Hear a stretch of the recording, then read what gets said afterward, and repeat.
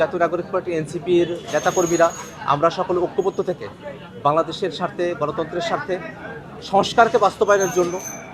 বাংলাদেশে যে গণহত্যা সংঘটিত হয়েছে সেই বিচারকে কার্যকর করা, একটা দুর্নীতিমুক্ত এবং এই বাংলাদেশে আধিপত্যবাদী যে শক্তিগুলো রয়েছে সেই শক্তিগুলোকে পরাস্ত করে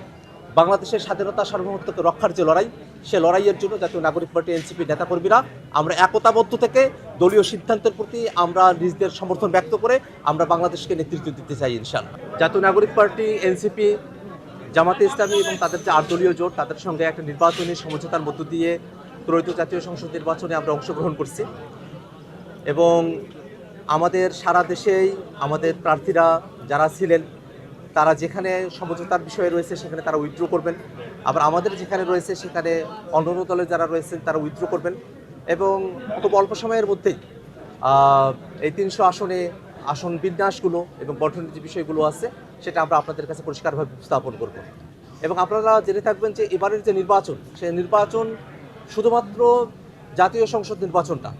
শুধুমাত্র সরকার পরিবর্তন বা সরকার গঠনের নির্বাচনটা, এই নির্বাচনটা গণভোটের মধ্য দিয়ে সংস্কার বাস্তবায়নের জন্য